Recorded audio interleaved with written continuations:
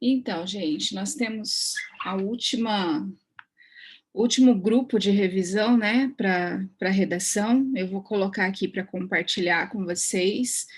E aí a gente encerra a parte de redação, de revisão para o passe. E eu quero saber antes, deixa eu ver se eu coloquei, coloquei. Eu quero saber antes se vocês têm alguma dúvida do que a gente conversou na semana passada, dos gêneros, de tudo que a gente falou semana passada, se ficou alguma dúvida. Deixa eu abrir aqui, que vocês me falem, tem mais gente chegando.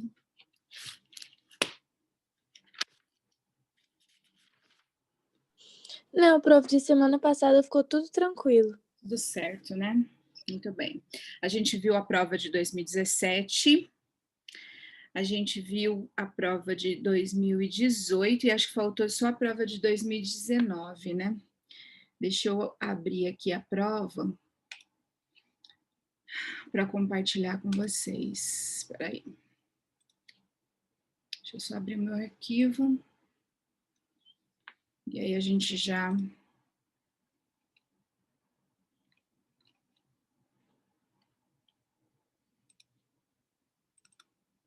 Estava aberto. Não sei o que eu fiz. Tem mais um chegando. Bom dia, Isabela. Bom dia, prof. Tudo bem? Bom dia, Fabrício, que chegou agora. Deixa eu só... Bom dia, professora. Eu estou abrindo o arquivo da prova, rapidinho. E aí a gente já começa.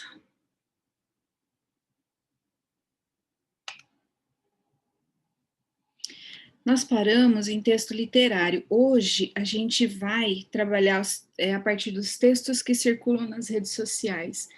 Então, deixa eu só abrir a prova de 2019, que eu acho que é essa que a gente parou. Eu vou compartilhar com vocês. Deixa eu só ver se é essa.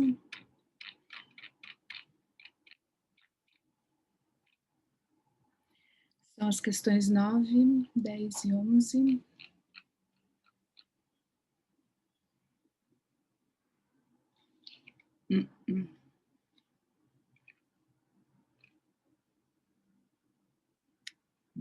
Fábula. Isso daqui vai a partir de fábula, a gente já foi fábula. 9, 10, 11, 12.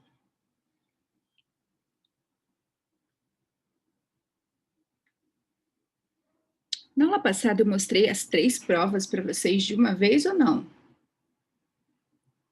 Olha, tem mais o Pedro chegando. Eu só mostrei a de 2017. Não lembro se eu mostrei as 3. Eu mostrei a de 2018 também. Deixa eu abrir também já tudo, né? Eu já... De 2019, edital, passe, prova. Essa é de 2018. A de 2017 eu lembro que eu mostrei certinho. Bom, eu vou compartilhar. E aí eu mostro de novo, se eu já mostrei, não tem problema. E aí, a de 2017 eu tenho certeza que eu mostrei, né? Não tem problema a gente ver e rever, que nunca é demais, né? Então, olha só, essa daqui que eu vou mostrar para vocês agora é a prova de 2018, tá? Vou compartilhar com vocês. Essa é a prova de 2018, do passe. Eu não me lembro se eu mostrei na aula passada. Eu lembro que eu comecei com a prova de 2017, né? E essa daqui é a prova de 2018. Então, dá uma olhadinha. Mesmo esqueminha, é a FAPEC que faz, então tem sempre a mesma cara. Se você pegar a prova de vestibular do 3º ano, vai ter essa mesma cara. Não muda nada, tá? O que muda é o conteúdo, né? Então, tem a mesma carinha.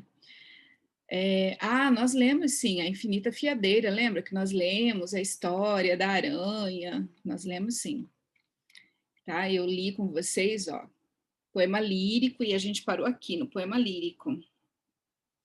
Não, a gente foi além, né? Poema lírico, fábula, epopeia, a gente viu tudo isso. Nós vimos, sim. todas essas questões. Eu li mostrei essa prova para vocês, faltou só a de 2019 mesmo. Nós vimos essa questão.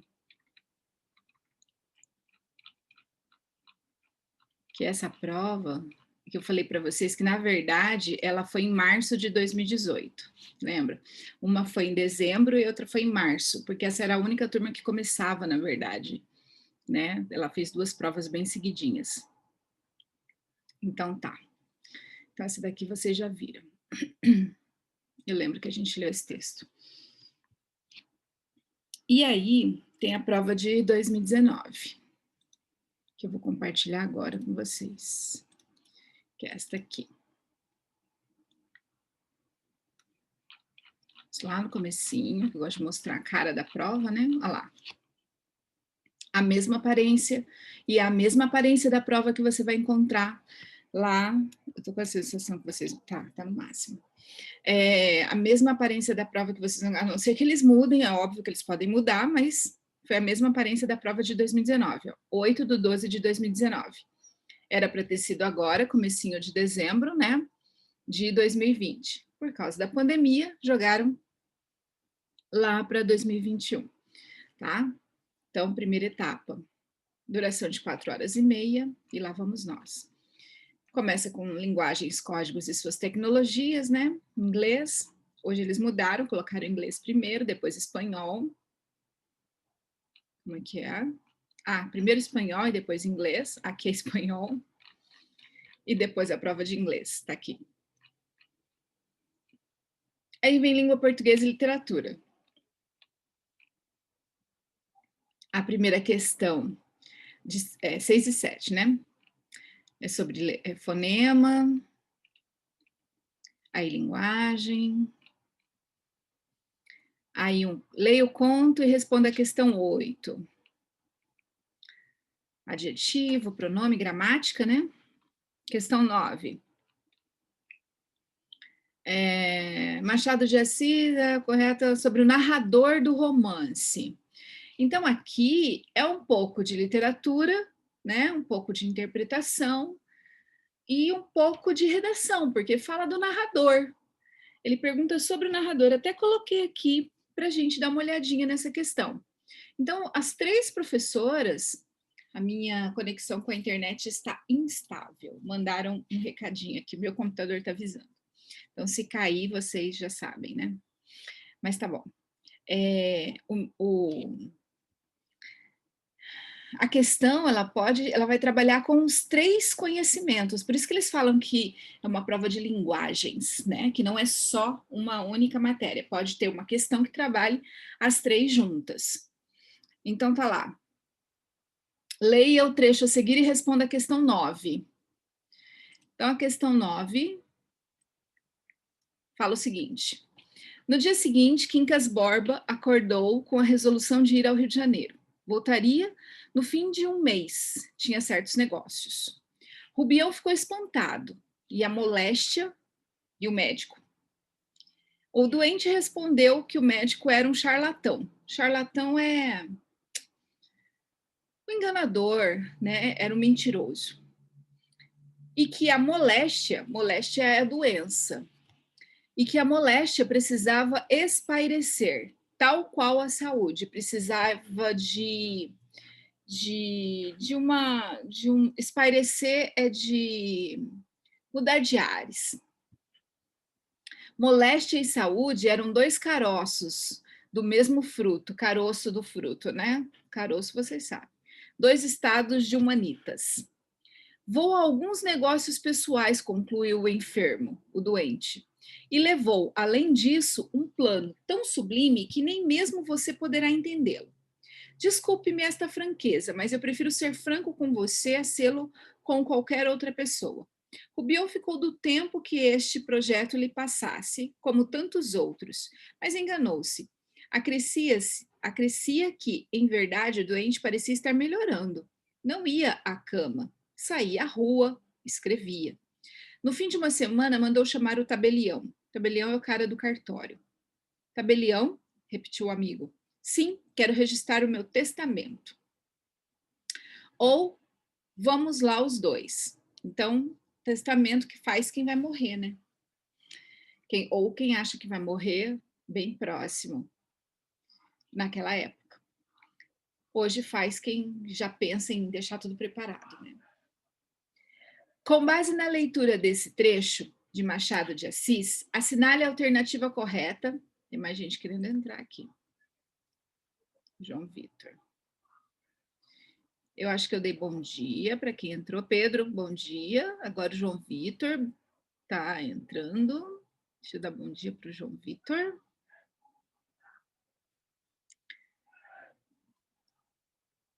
Conseguiu entrar, será?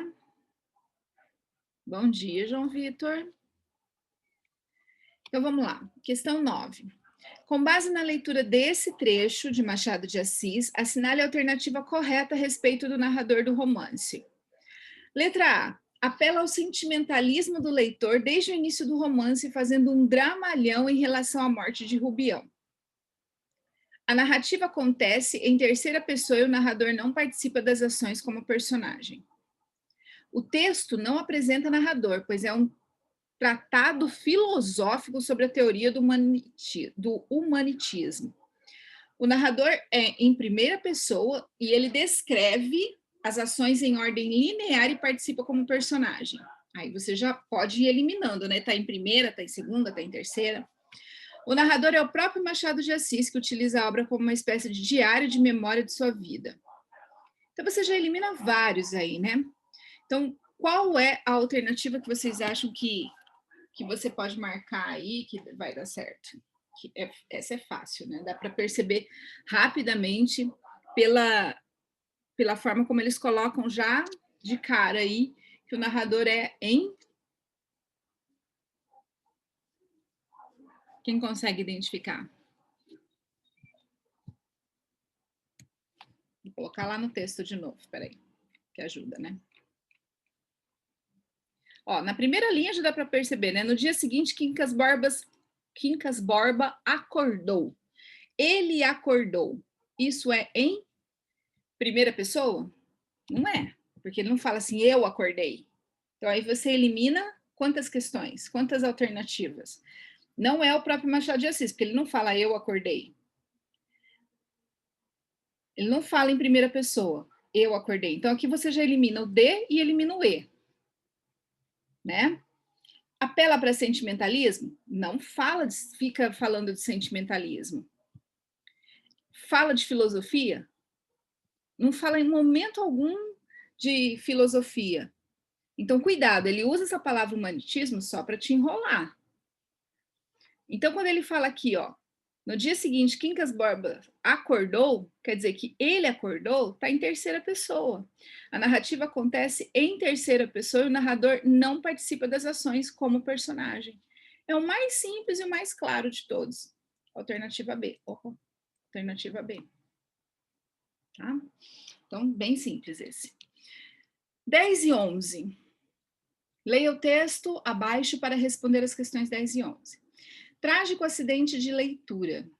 Esse também, né, bem típico, ó, de novo aqui, bem típico de redação. Tão comodamente que eu estava lendo, como quem viaja num raio de lua, num tapete mágico, num trenó, num sonho. Nem lia, deslizava. Quando de súbito a terrível palavra apareceu e ficou, plantada ali diante de mim, focando-me. Abscôndito. Que momento passei? O momento de imobilidade e apreensão de quando o fotógrafo se posta atrás da máquina, envolvidos os dois no mesmo pano preto, como um duplo monstro misterioso e corcunda. O terrível silêncio do condenado ante o pelotão de fuzilamento, quando os soldados dormem na pontaria e o capitão vai gritar: fogo! Ele está falando de uma máquina que tirava fotografia. Tá? Antigamente, as fotos, não sei se vocês já viram, né? Mas antigamente as fotos eram tiradas nos jardins, né? Nos jardins, nas praças. Nas praças. E eram uma máquina que tinha um tripé, né? E tinha um pano preto. E o cara que ia tirar foto, ele tinha que entrar nesse pano preto olhar dentro dessa máquina e aí mirar a pessoa que ia tirar foto, que ficava em pé lá na frente. Isso aparece muito em filme antigo. E aí ele olhava para aquela pessoa, então ele fala isso, né? Que os dois pareciam um monstro misterioso e corcunda, envolvidos naquele pano preto. Então ele está falando sobre essa imagem. Aí está ali, Mário Quintana, Nova Antologia Poética, editora São Paulo, Globo, 1995. Considerando seus conhecimentos sobre gêneros textuais e gêneros literários, é correto afirmar que o texto de Mário Quintana pode ser considerado uma fábula? Você já sabe que uma fábula tá difícil, né? Porque fábula a gente já viu que é história de bichinhos, animaizinhos que dão uma lição de moral. Então, a letra A você já elimina. A gente já viu poema lírico, né? Então, a letra D você também já elimina, porque você sabe que não é fábula e poema lírico. A gente já viu carta? Eu acho que a gente ainda não viu carta, né? Eu vou mostrar uma carta. Mas você sabe como é uma carta, uma estrutura de carta, não sabe? Eu vou mostrar uma estrutura de carta, tá lá no finalzinho da minha aula, porque tá aqui no finalzinho, né? Mas você já sabe, a gente já viu na aula, né? A gente vai rever aqui como que é a estrutura de carta: local, data, vocativo, assinatura, despedida. Você está vendo que isso aqui não é uma carta. O que, que sobra aí? Tem gente chegando. Sobra crônica e artigo de opinião. Ele está dando uma opinião sobre alguma coisa? Ou ele está fazendo uma crônica sobre o dia a dia, falando sobre aquilo que ele está vendo? O que que vocês o que que vocês analisam? Então, né, dentro do que vocês podem analisar, ele está dando uma opinião sobre um assunto? Ou ele está refletindo sobre uma situação do cotidiano? Letra B ou letra C? O que, que vocês marcariam? Letra B. Exatamente, letra B, é uma crônica, tá? Ele está olhando uma situação do dia a dia e analisando. Ele fala ali que viaja num raio de lua, num tapete mágico, num trenó, num sonho, né? Ele fala da fotografia. Então ele está fazendo uma crônica, ele viu uma situação do dia a dia e resolveu analisar essa situação do dia a dia. Ele não está dando uma opinião sobre isso, ele só está falando o que ele vê, o que ele imagina disso, como ele se sente vendo isso. É sentimento e não opinião. Então, quando falar de sentimento, é crônica. Quando ele der a opinião dele, é artigo de opinião. Mas a gente vai ver isso daqui a pouquinho. Exercício 11 também é nosso, então vamos lá. Na frase extraída do texto, acima, nem lia, deslizava. Qual é o sentido e a ideia que o narrador apresenta ao leitor? Então, aqui é uma interpretação de texto, mas que também a gente pode analisar, tá? Eu coloquei como nossa porque está dentro do texto, né, que a gente acabou de ler.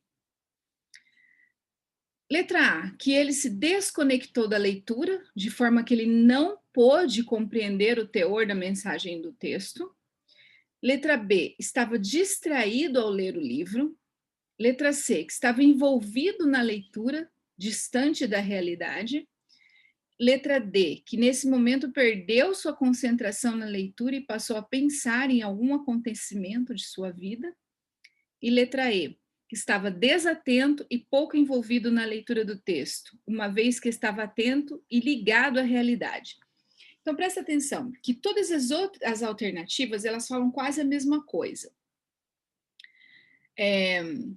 Não pôde compreender o teor da mensagem, estava distraído, perdeu concentração, desatento. Em nenhum momento ele fala isso aqui no texto, né? Ó, tão comodamente eu estava lendo, como quem viaja num raio, num tapete mágico, nem lia, deslizava. Então, ele estava tão concentrado, né, focando-me. Ele estava focado na leitura. Em momento algum ele falou que ele não estava focado. Então, não faz sentido eles colocarem essas alternativas. Só tem uma alternativa, né, que fala que ele estava envolvido na leitura, distante da realidade. E que aí acontece, né, de aparecer a palavra que chama a atenção dele e tal. Então, a alternativa correta é a alternativa C. Então, prestem atenção na semelhança também, né, das outras alternativas. Elas são todas muito iguais, só uma diferente, que é a letra C, que é a alternativa correta, tá? 11, letra C, que estava envolvido na leitura distante da realidade. E aí ele prestou atenção ao que estava acontecendo ao redor. A 12 também é nossa, é a última dessa prova. Tem um pequeno texto, ler e compreender os sentidos do texto. Ingedore Koch. A leitura de um texto exige muito mais que o simples conhecimento linguístico compartilhado pelos interlocutores.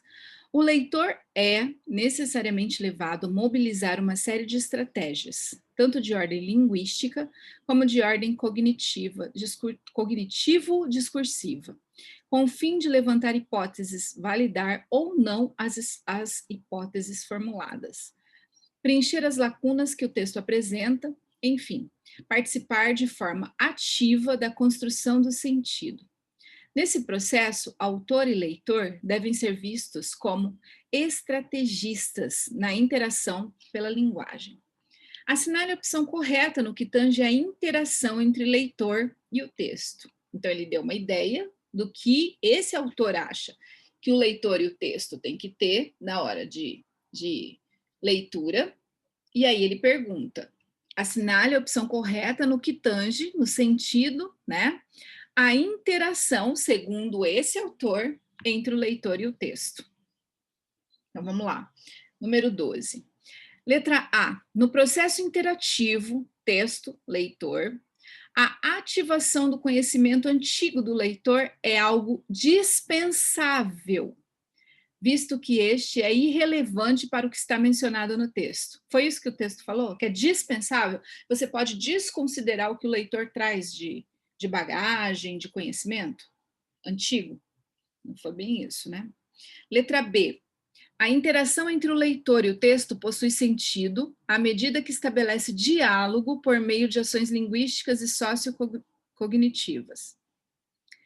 Letra C. A aproximação do leitor e texto é fundamental, uma vez que eles são dissociáveis, porém confundíveis, que se confundem. Cuidado, né, com essa palavra. Dissociáveis, que se separam e se confundem. São um paradoxo, né? São contrárias. Letra D. A ideia apontada no texto sugere que a leitura é uma atividade interativa altamente complexa, sem produção de sentido. Sem produção de sentido. A leitura produz um sentido, pois as experiências e os conhecimentos do leitor devem ser descartados. Você tem que descartar o conhecimento que o leitor tem, jogar fora. O leitor é um agente que tem um papel passivo durante o ato de ler, pois é um sujeito sem interação significativa com o texto, ficando desvinculado da tarefa de investigar as pistas deixadas pelo autor. Então, essas duas aqui são bem claras, né? Elas são totalmente contrárias. A que pode confundir você na hora de fazer a prova é a letra B e C. A letra C diz: a aproximação de leitor e texto é fundamental. Então, ela diz uma coisa que é certa, é fundamental. Uma vez que eles são dissociáveis. Então, se o candidato não sabe o significado de dissociável, porque associar é uma coisa, dissociar é outra. Se o candidato não sabe o significado, de associar é juntar. Dissociar é separar. Então, se você não sabe esse significado, você já dançou. Você vai achar que essa alternativa é a correta, a letra C, tá? Cuidado. Aí ele fala assim, porém confundíveis. O que é uma coisa confusa? Bagunçada. Que pode ser confusa, que pode ser confundida. Mas se a pessoa não sabe o significado, se ela não tem um bom vocabulário, ela pode confundir a letra B com a letra C. Então, aqui, ó, letra A é fácil de você eliminar, letra D é fácil de eliminar, letra E é fácil de eliminar. A confusão vai ficar entre a B e a C. A C, por causa de significado. Então, cuidado. A letra B é a alternativa correta.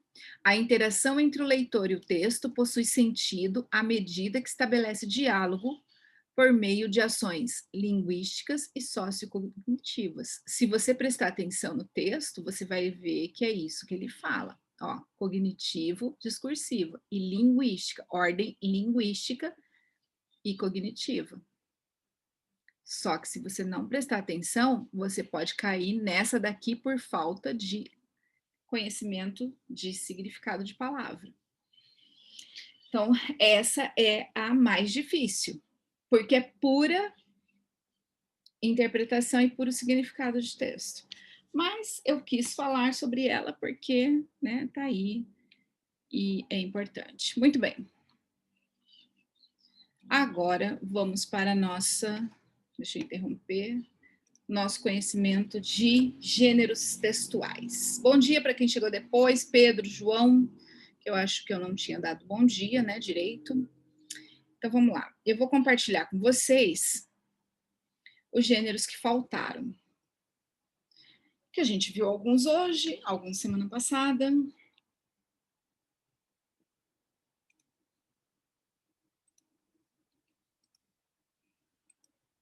Muito bem. A gente parou aqui. Textos que circulam na internet. Só para vocês. Isso. Será que eu consigo aqui? Aqui. Textos que circulam nas redes sociais. Postagens, tá? Então, olha só. Algumas das principais características são texto curto, direto, o diálogo entre elementos verbais e visuais. Então, você geralmente vai ter uma foto, você vai ter uma imagem, você vai ter um meme, né? Então, isso é muito comum. E a presença de hipertexto. Então, se aparecer essa palavra em alguma pergunta, você já vai ter ouvido falar. O que é o hipertexto? Eu coloquei uma imagem aqui do lado para facilitar a vida de vocês. Deixa eu pegar uma caneta. Tá? O que é o texto normal? Então, o texto normal é assim: é uma sequência lógica e uma sequência comum. É uma página atrás da outra. É quando você lê um documento do Word, por exemplo. Página 1, página 2, página 3, isso é um texto normal. Então, às vezes pode aparecer lá, porque é um hipertexto. Você vai falar, meu Deus, eu nunca ouvi falar de hipertexto. Hipertexto é isso aqui, tá? Então, você tem a página 1, que te remete para a página 4 e que te joga de volta para a página 1. E isso não tem problema, porque depois a página 1 pode jogar você para a página 2. E da página 2 você ir para a página 3. A página 3 te jogar para a página 1 de novo. E te jogar para a página 4. Então, isso nada impede de você fazer essa leitura. Isso se chama hipertexto, que é um texto que vai fazer uma leitura dinâmica daquilo que você está lendo. E isso é muito comum dentro da internet, dos textos que circulam nas redes sociais. Na página 1 você tem um texto, na página 4 você tem uma imagem, na página 3 você tem um gráfico, aí você tem texto de novo e ele vai te jogando assim para as páginas e você vai lendo. Isso hoje é muito comum, tá? Então o hipertexto é um texto dinâmico, rápido, de fácil leitura e todo mundo está acostumado com isso. Você nem vê que você está sendo jogado para esse hipertexto, mas essa palavra hipertexto está sendo muito utilizada. Então, se aparecer hipertexto em alguma pergunta, você já sabe que é texto dinâmico e que não tem uma sequência como um documento de Word. É isso, tá? Eu só queria que vocês soubessem disso, para vocês não ficarem achando que nunca ouviram falar e que nunca, né? Não tem conhecimento disso, vocês têm. As abreviaturas e a linguagem interativa também são características marcantes do gênero digital. Então, vocês têm conhecimento desse vocabulário. Vocês têm conhecimento dessas abreviações, dessas abreviaturas que vocês usam, que são utilizadas no meio digital. E isso é comum nas postagens, tá? Não tenham medo disso. Então, aqui tem alguns exemplos. Exemplo 4, retirado, né, de um site, tá? A repetição de vogais, né? O uso de acentos, a mudança, né, da hora de falar, na hora de ler, você fala, você escreve como você lê. Muita gente usa esses desenhinhos para fazer simbologia, né? Então, no exemplo 4, o que chama atenção é a presença do TKS, abreviatura do vocabulário inglês, de thanks, né? De obrigado. O mesmo acontece com a palavra lies, que é a abreviatura da expressão inglesa layout, né? Ou outra característica é a presença de emoticons. Neste exemplo, destacam-se os seguintes, que são esses aqui, né? Que significa uma piscadinha, né? E esse aqui é dos 2 olhinhos fechados, significa que está muito fofo. E o jeito de se despedir, de dar beijos, cada um tem o seu, e manda e escreve do jeito que quiser, tá? Então, pode aparecer um texto como esse, pedindo, perguntando, né? E não vai pedir para você escrever, vai pedir para você identificar que gênero textual é esse. E aí você sabe identificar, é óbvio, é simples, né? Um outro gênero muito comum, de novo, tá avisando que minha internet está ruim. Um outro gênero comum é o depoimento. O que é um depoimento? É quando você faz uma declaração, né, pública sobre alguma coisa ou para alguém específico. Pode ser um depoimento de amor, de amizade, de aniversário. Declaração que é feita pela testemunha ou para a parte interessada no processo. Serve como prova. O juiz aceitou o depoimento da testemunha, por exemplo. E aqui na prova de vocês, né, eles fizeram referência a depoimentos policiais. Então, né, você sabe que o depoimento policial é o depoimento de uma testemunha. Ela viu um crime, Então, como seria um depoimento policial? Alguém usando a primeira pessoa falaria: eu estava em casa, observando a rua da sacada e o assaltante apareceu. Então, uso da primeira pessoa seria uma característica muito viável. Aqui eu trouxe um exemplo de um depoimento policial, auto de prisão em flagrante delito. Ele é real, né? Por isso que está borrado ali toda a documentação que é pertinente à pessoa. Rafael Ramos dos Santos, nacionalidade brasileira, tá? Ali embaixo tem o depoimento, trechinho do depoimento, né? Aqui que está em destaque. Cadê? Que o depoente pegou seu carro e subiu com Chicão, entre aspas, porque é o apelido, né?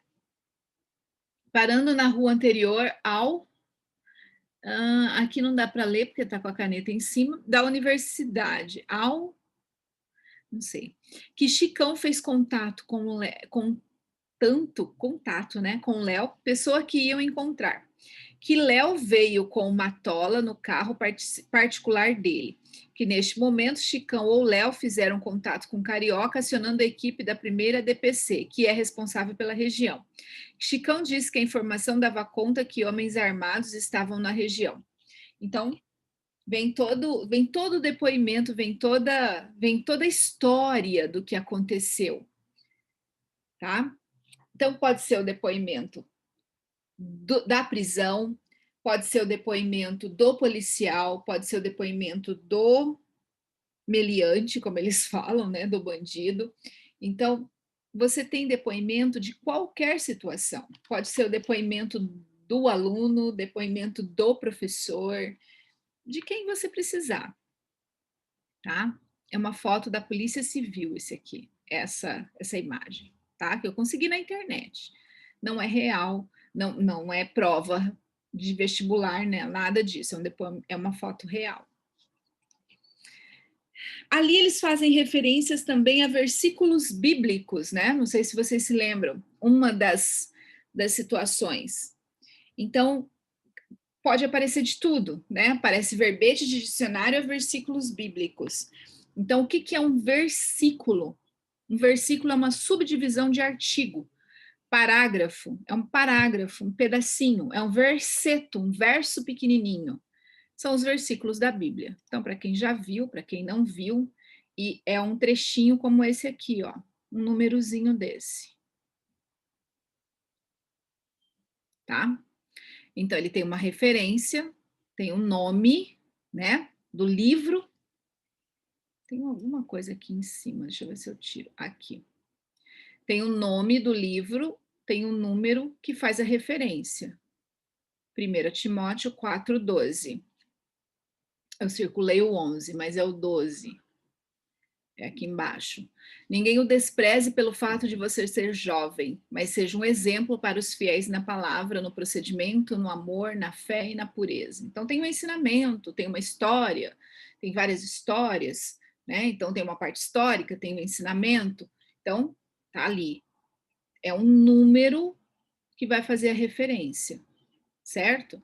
Lá na prova tinha, é um versículo bíblico? Como que você vai identificar se é um versículo? Porque ele tem uma referência, ele tem um nome e tem um número, tá? Se não tiver, não é. Já identificou que não é, já elimina aquela alternativa. Literatura clássica inglesa. Caramba, como que você vai identificar uma literatura clássica inglesa? Pela referência também.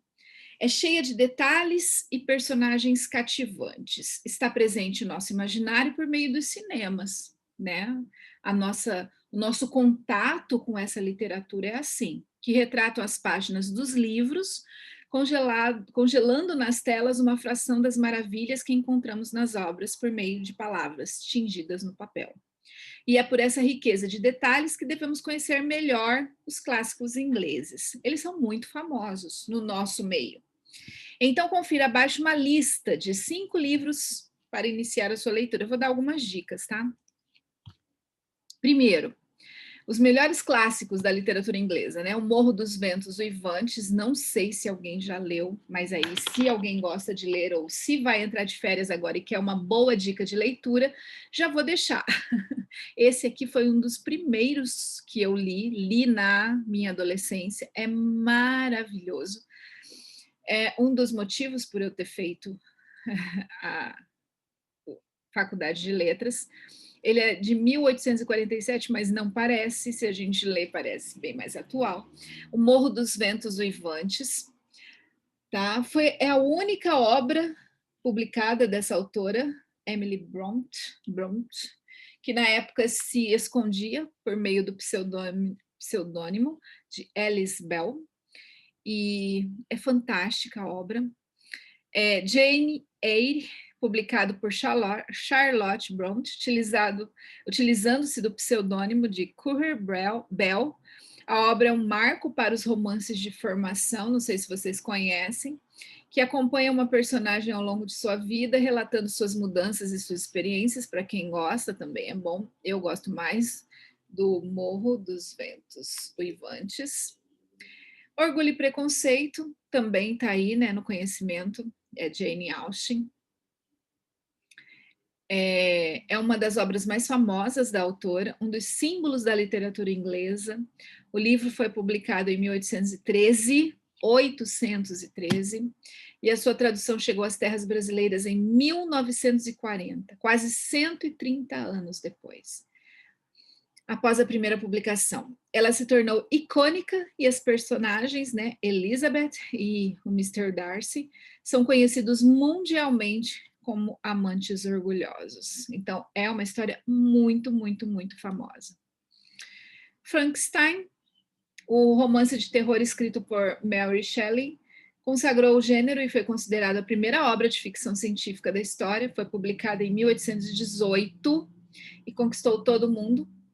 O monstro já foi reinventado diversas vezes e muitas versões, né, nos cinemas, nos teatros, na televisão. É uma das criaturas mais famosas no imaginário de horror, mas está aí.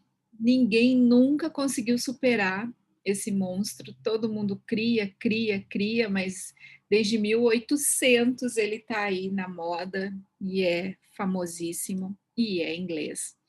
Hamlet, um dos clássicos de Shakespeare, tem muitos clássicos, né, Shakespeare, mas ele é uma lista de clássicos ingleses, não está completa sem uma obra de Shakespeare, é óbvio.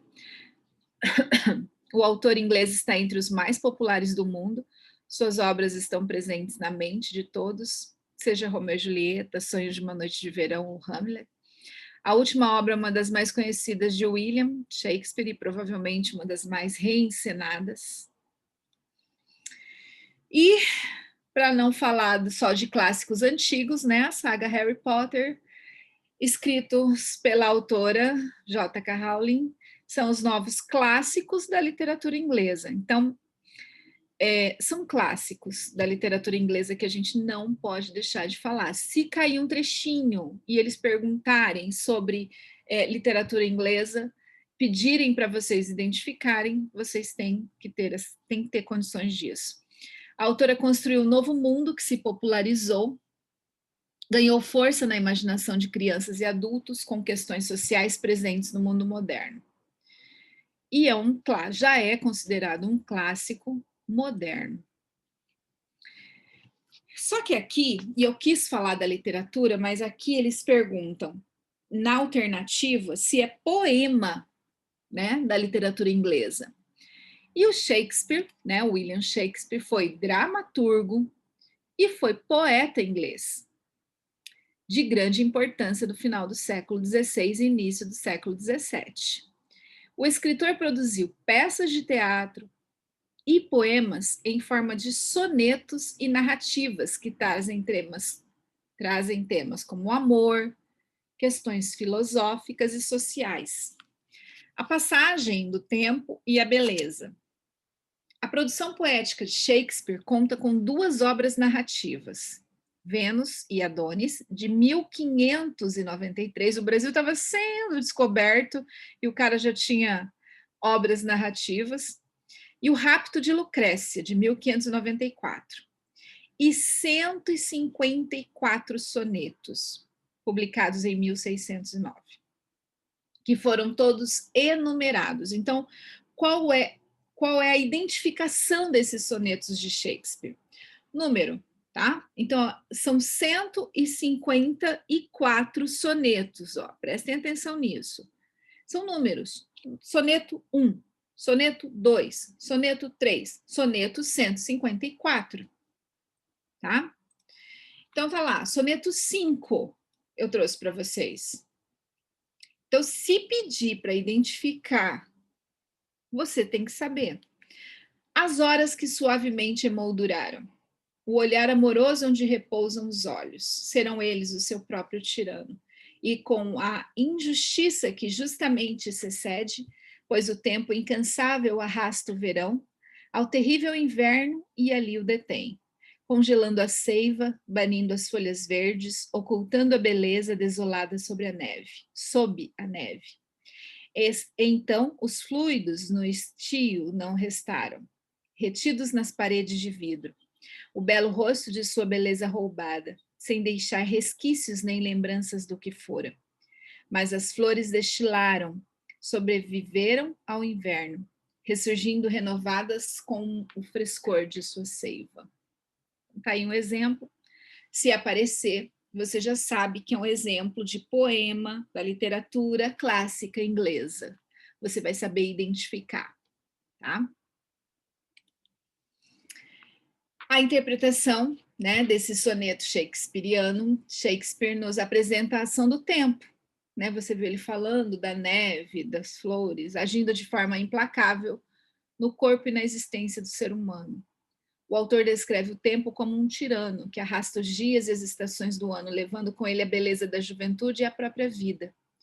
Vida essa que um dia retornará à natureza e servirá como seiva nutritiva para o crescimento de nossas novas folhas e flores. Então ele refletia sobre a vida. Ele tinha, sabe o que ele tinha? Ele tinha o ócio produtivo. É isso que ele conseguia fazer. E é importante que isso seja feito, né? Que seja analisado, tá? Então, interpretação do poema dele. Mas vocês só precisam entender que na prova vocês vão precisar identificar, tá? Só identificar o poema. Muito bem. Outra alternativa pediu para que vocês identificassem uma peça teatral. Então, vamos lá. O que é uma peça teatral? É claro que a estrutura do texto ela é diferente, tá? Diferente, você vai ter características diferentes, mas ela não deixa de ser uma narração. Então, o texto teatral assemelha-se ao narrativo quanto às características, porque ele vai contar uma história. Então, uma vez que o mesmo se constitui de fatos, personagens e história, isso você sabe que você vai ter que ter, né? Você vai ter que ter um personagem, você vai ter que ter um ambiente, o enredo representado, que sempre ocorre em um determinado lugar, dispostos em uma sequência linear, representada pela introdução ou apresentação, complicação, clímax e desfecho. Isso, né? A história em si é retratada pelos atores por meio do diálogo. Aí é que está a diferença. No qual o objetivo maior pauta-se por promover uma efetiva interação com o público, espectador, onde razão e emoção se fundem a todo momento, proporcionando prazer e entretenimento. Então, qual é a diferença de uma narração normal para uma de teatro? É a estrutura apresentada. Ele tem o nome de quem vai falar. Então, você tem ali o personagem e a fala dele. Olha só, o Bonitão e o Zé. Aqui, deixa eu só puxar para cá. Como que eu faço para tirar esse daqui? Peraí. Aqui, só vou colocar para cá. Esse aqui é um trechinho de uma peça, O Pagador de Promessas, de Dias Gomes. É um clássico, né? O Bonitão e o Zé estão conversando. O Bonitão fala: não falei por mal, eu também sou meio devoto. Até uma vez fiz promessa para Santo Antônio. Aí o Zé fala: casamento? Aí o Bonitão: não, ela era casada. Zé: e conseguiu a graça? O Bonitão: consegui. O marido dela passou uma semana viajando. Então, eles estavam conversando de safadeza. É uma peça de comédia do Dias Gomes. Então, era um diálogo entre o Bonitão e o Zé. Cada um tem o seu momento de fala. É uma história? É uma história. Tem enredo? Tem enredo. Tem personagem? Tem, mas ele vai colocando de forma diferente. Como que você vai identificar isso? Porque a estrutura é apresentada de forma diferente. Ele não vai estar escrito lá, teatro. Não. Tem título? Tem título. É só você olhar aqui. O Pagador de Promessas, de Dias Gomes. 2 pontos. Aí tem o nome de cada personagem e a fala. E isso fica intercalado, tá? Então é isso que você tem que prestar atenção. Deixa eu voltar isso aqui para cima. Esse cantinho. Muito bem. Vamos adiante. Gente, se vocês tiverem dúvidas, só me interromper e perguntar, tá bom? É que eu vou falando, vocês vão ficando quietinhos. Aí o próximo, deixa eu virar aqui, é artigo científico. Artigo científico. O artigo científico, como o próprio nome já nos revela, caracteriza-se por um texto científico cuja função é relatar resultados, sendo esses colocados de originalidade provenientes de uma dada pesquisa. Então, O artigo científico é um artigo que vai mostrar o resultado de uma pesquisa. Você tem que usar essa publicação para mostrar aquilo que você fez depois de uma experiência. Dessa maneira, ele, materializado sob uma forma de um relato acerca dos resultados originais de um estudo realizado, torna-se publicamente conhecido por meio de revistas científicas, as quais possuem uma seção destinada a esse fim. Então, por exemplo, agora esse negócio do Covid aí, né? Você tem muitas pesquisas nós temos muitas pesquisas sendo feitas para ter a vacina do Covid. E tem muitas pesquisas, muitas publicações, muitos artigos sobre, né? Porque tem que ser publicado, só vai ter validade aquilo que tiver o artigo científico sendo publicado, senão eles não consideram, tá? Assim, assevera Santos, 2007, página 43. São geralmente utilizados como publicações em revistas especializadas, a fim de divulgar conhecimentos, de comunicar resultados ou novidades a respeito de um assunto, ou ainda de contestar, refutar, que é desconsiderar, ou apresentar outras soluções de uma situação convertida. Aqui você tem uma situação, que é uma imagem, né, de um trabalho científico, tá? Textos de divulgação científica no ensino de ciências. Luciana Nobre de Abreu e Salete Linhares, geralmente mais de uma pessoa, Departamento de Química da Universidade Federal de São Carlos. Aí tem o resumo, tem a parte em inglês do resumo, as palavras-chave, e essa parte em inglês sempre tem, e aí vem a introdução. Texto de divulgação científica. E aí do que vai falar. Página 7 de 29, tá? Então, você não vai precisar fazer um texto, você só tem que identificar. E geralmente ele traz texto de divulgação científica.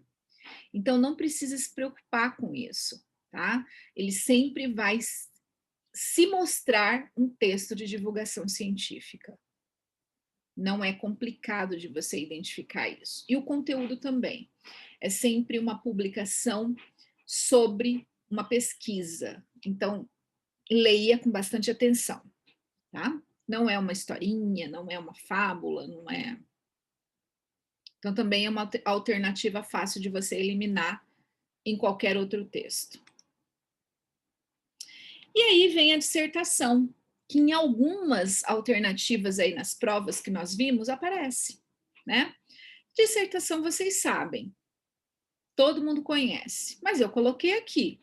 Já que estava lá na prova, a gente vai revisar também, né? É um tipo de texto argumentativo que apresenta opinião, só que essa opinião, ela é em terceira pessoa, ela tem uma estrutura, é sobre um assunto ou um tema específico por meio de uma argumentação lógica, coerente e coesa. Né? Você tem um tema, você tem uma tese, você tem argumentos e você tem uma proposta de intervenção. Então, isso vocês sabem, mas eu queria falar. Aqui eu trouxe uma dissertação, a redação da Luísa Souza Lima, do Enem de 2019. A Luísa tirou nota 1000. Tá? Então, a Luísa tem conectivos para ser coesa, coerente, ó. Conectivos no começo de cada parágrafo.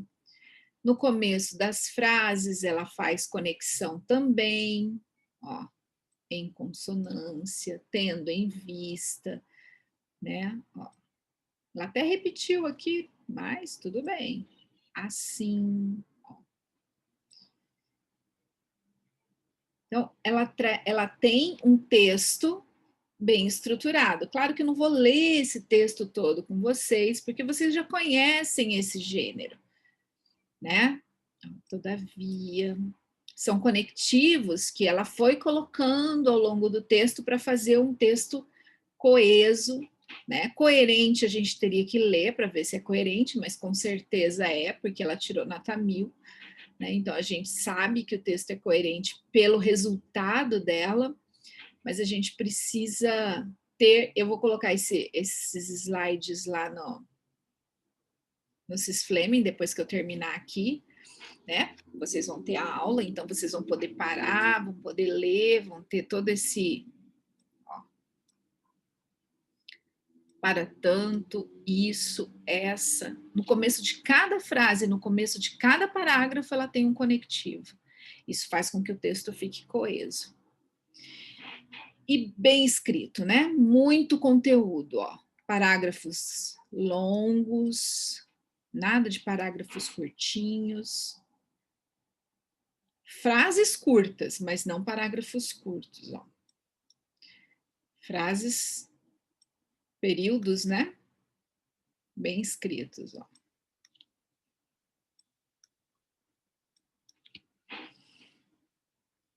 Então, esse é o texto dissertativo. A crônica, como eu falei para vocês, né? Então, a gente tem a crônica. A maioria dos veículos jornalísticos não tem espaço para as crônicas, que são de autoria de algum jornalista ou escritor, e contam fatos mais pessoais. Nelas, o autor reflete sobre algo que ele presenciou, pensou ou observou. Então, é uma observação do cotidiano. Elas podem ser conectadas a algo que está acontecendo atualmente, então é um texto do cotidiano, no mundo, mas isso não é obrigatório. A maior rejeição desse gênero dentro do jornalístico se deve por conta dele ser mais pessoal e com menos informações. Então, ele é uma reflexão, ele é mais sentimental. Ao longo do tempo, a crônica caiu em desuso e hoje ela é mais considerada, é mais considerada literária do que jornalística. Então, ela é uma reflexão do dia a dia, ela é mais sentimental, é como aquele trechinho lá que a gente viu, né? Ele fica mais analisando, ele vê um momento e ele fica refletindo sobre aquele momento. Ele não dá um ponto de vista dele, ele não dá uma opinião, ele faz uma reflexão sentimental. Aqui tem um exemplo, um trechinho inicial de A Delicadeza dos Dias, crônica de Eliane Brum, publicada no jornal El País. Mãe, sabia que quando a gente cresce, pode voltar a brincar com os brinquedos de criança? Anunciou minha afilhada Catarina, de 3 anos e 8 meses. E seguiu, em sua primeira declaração de ano novo. A gente precisa dos brinquedos para ir na faculdade. E eu vou ser escrevista. Escrevista? Pontuou a mãe interrogativa. Escrevista, mãe, aquela pessoa que escreve para ler. Catarina é assim, cercada de princesas, porque ela também é uma princesista praticante. Ela, às vezes, silencia os adultos ao redor, arrancando-nos da repetição neurótica dos dias. É visível que sente compaixão por nós, a ponto de, neste Natal, ter fingido acreditar no Papai Noel para não nos decepcionar. Fizemos coisas ridículas na falta de chaminés, o Papai Noel teria descido por uma janela, pela qual não passaria um duende com anorexia. E ela deixou passar. Mas juro, seus olhos eram tão céticos quanto os de Humphrey Bogart em Casablanca. Dias antes, ela já havia simulado crer numa carta que o velho teria lhe escrito de próprio punho, na qual, por uma incrível coincidência, lhe dava conselhos iguaizinhos aos que a mãe lhe dá todo dia. Catarina mal continha o riso quando lhe perguntei sobre a carta, mas fingiu acreditar, por amor. Mentiras sinceras já lhe interessam. Então, ela está contando as aventuras de uma criança de 3 anos e meio, contando com carinho, né? Contando com sentimento. Então, isso aqui é uma crônica do dia a dia. Você contar, você falar, colocar sentimento nesse texto.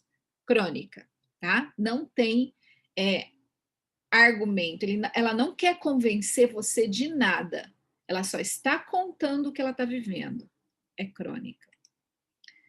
A carta, que é o último gênero que a gente não tinha visto, né? Revisado, que caiu, que eles fizeram referência na prova de 2019. Toda carta tem elementos básicos. O texto da carta possui regras que precisam ser seguidas, tá? Os elementos são local e data, vocativo, então o local e data de onde a pessoa escreveu, né, a cidade, uma cidade determinada. O vocativo é para quem, é uma saudação, um chamamento, para quem a pessoa está escrevendo, que é o destinatário. O corpo do texto, que é o que a pessoa quer escrever, a mensagem que ela quer passar. A despedida, né, que geralmente é uma frase clichê, que não tem como a gente se livrar dela, que é atenciosamente, obrigado pela atenção, grato pela atenção.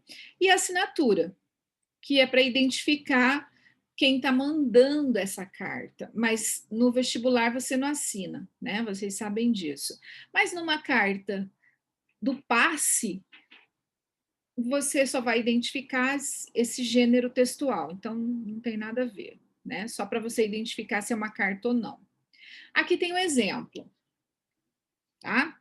Então, esse daqui é a estrutura básica, local e data, vocativo, vírgula, corpo, despedida e assinatura. Vocês já conhecem essa imagem, porque eu já mostrei isso aqui para vocês. Aqui tem um exemplo, escritinho, né? Bonitinho. Então, Rio de Janeiro, vírgula, 12 de abril de 1970, ponto. Meu caro amigo, vírgula. Aí vem a carta, parágrafo, parágrafo, parágrafo, parágrafo. Aí vem a despedida pessoal, no caso dele, né? Adeus, vírgula, Chico Buarque. Quando você bate o olho numa estrutura como essa, você já identifica que é uma carta. Se tem carta lá nas alternativas e você não tem essa estrutura, você já vai dizer, não, não é uma carta, e já vai eliminar, fácil, né? Então, a gente já sabe disso. Muito bem. E é isso, tá, gente? Eu não tenho mais o que mostrar para vocês, era tudo, a gente leu as provas, eu mostrei tudo que a gente tinha, todos os gêneros que podem cair, tudo que tinha lá nas provas eu trouxe para vocês, tudo que já caiu. Alguém tem alguma pergunta? Eu tenho que fazer chamada. Alguém tem alguma pergunta? Gostaria de me perguntar alguma coisa? Comentar? Se ficou alguma dúvida dos gêneros que a gente trabalhou, hoje é dia 14. Pode falar. Não, nada? Tudo certo? Tudo certo para essa prova? Eu não acho complicado. Eu só acho que tem que ter muita atenção, tá? Muita atenção, assim, numa pergunta como aquela que tem significado de palavra que pode confundir, né? Porque em relação aos gêneros dos textos, eu não acho complicado. Eu acho que é só prestar atenção que dá tudo certo. Hoje é dia 14. Tá bom? Só prestar atenção direitinho que dá certo.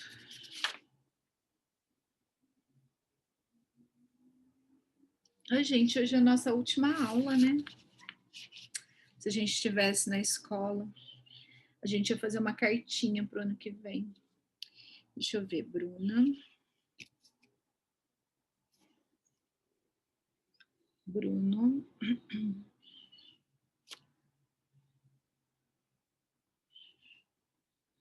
Fabrício.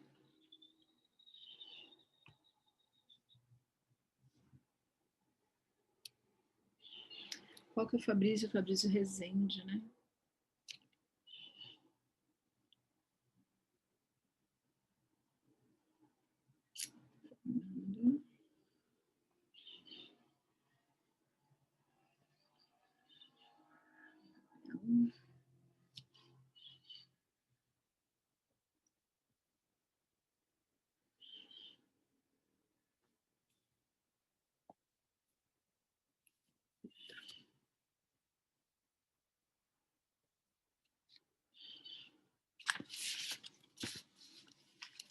É isso, gente. Então, ninguém tem uma pergunta, ninguém tem nada, então a gente vai encerrar, tá bom? Se ninguém tem mais pergunta, era isso que eu tinha para falar para vocês. Quero desejar para vocês um bom final de ano, um bom Natal, um feliz ano novo e a gente se vê no segundo ano, ano que vem. Deixa eu ver aqui. Também, gente, quero agradecer tudo por esse ano. Muito obrigada.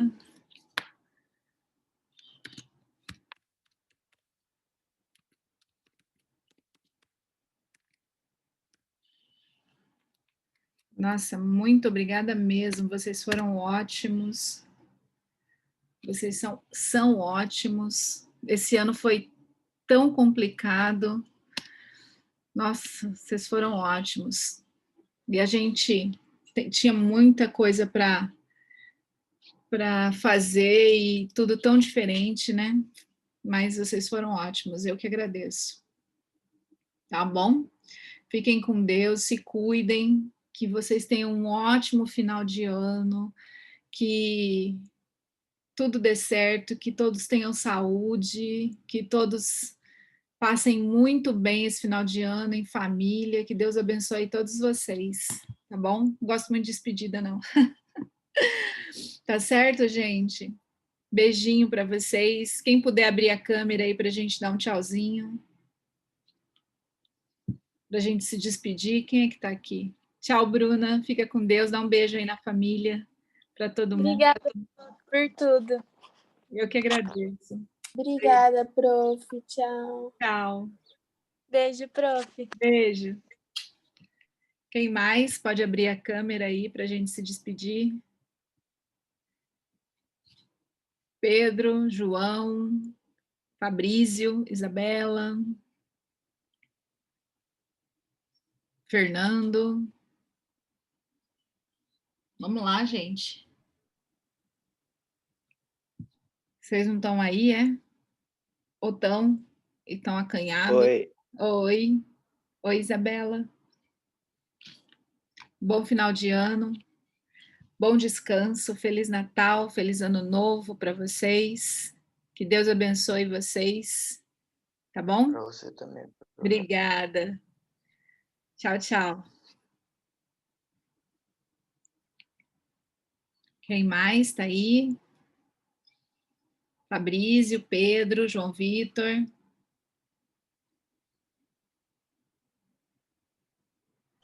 Beijo, prof. Obrigada por tudo. Nada, querida. Beijo, tchau. Quem mais está aí? Pedro, João Vitor, Fabrício.